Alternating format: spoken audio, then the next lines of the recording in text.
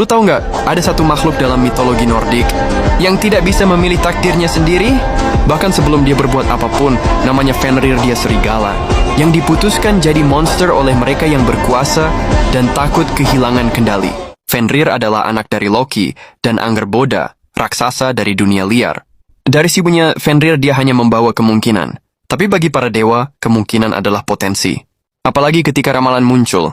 Suatu hari Fenrir akan mengalahkan Odin, raja para dewa, saat Ragnarok. Ramalan itu tidak menjelaskan bagaimana, tidak menjelaskan mengapa. Tapi bagi penguasa, hasil akhir lebih penting daripada proses. Maka sebelum Fenrir tumbuh, sebelum dia memilih jalan hidupnya sendiri, dia tidak bisa memilih takdirnya lagi. Para dewa menghadapi pilihan. Mengalahkan Fenrir saat itu berarti mengakui bahwa mereka takut pada serigala kecil. Membiarkannya bebas berarti mempertaruhkan tata. Maka mereka memilih cara ketiga, membesarkannya di bawah kendali. Fenrir dibawa ke Asgard, pusat kekuasaan. Dia hidup di antara para dewa, tapi tidak pernah dipercaya. Fenrir tumbuh cepat. Tubuhnya membesar, kekuatannya meningkat, nalurinya tajam. Tapi satu hal yang paling berkembang adalah kesadarannya. Fenrir menyadari bahwa apapun yang dia lakukan, dia tetap dilihat sebagai monster besar. Tidak ada perilaku baik yang bisa menghapus ramalan. Di antara para dewa, hanya satu yang berani mendekatinya tanpa rasa curiga, yaitu Tyr, sahabat Fenrir. Tyr memberi makan Fenrir, berbicara dengannya, memperlakukannya sebagai makhluk hidup. Dari Tyr, Fenrir belajar satu hal penting. Kepercayaan itu nyata, meski sulit dipercaya.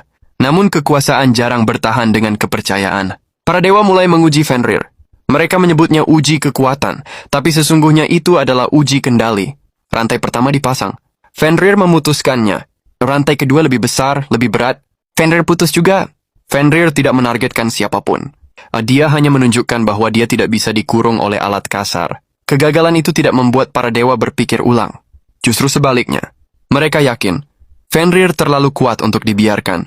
Para kurcaci menciptakan rantai bernama Gleipnir, tipis, lembut, hampir tak terasa, terbuat dari hal-hal mustahil. Rantai yang tidak bisa dipatahkan oleh kekuatan apapun. Fenrir tahu ini berbeda. Dia bukan tidak mengerti. Dia mencium kebohongan. Maka dia menuntut jaminan. Satu dewa harus meletakkan tangannya di mulutnya selama rantai dipasang. Jika ini jujur, tak akan ada yang hilang. Tak satu pun dewa yang berani. Kecuali Tyr. Saat Gleipnir merantai Fenrir dan ia menyadari bahwa semua ini memang kebohongan, dia menutup rahangnya. Tyr -1. Bukan sebagai amarah, tapi sebagai akhir dari kepercayaan. Fenrir tidak bersorak, tidak tertawa.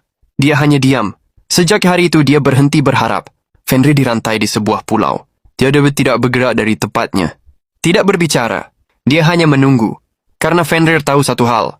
Takdir yang ditekan akan kembali.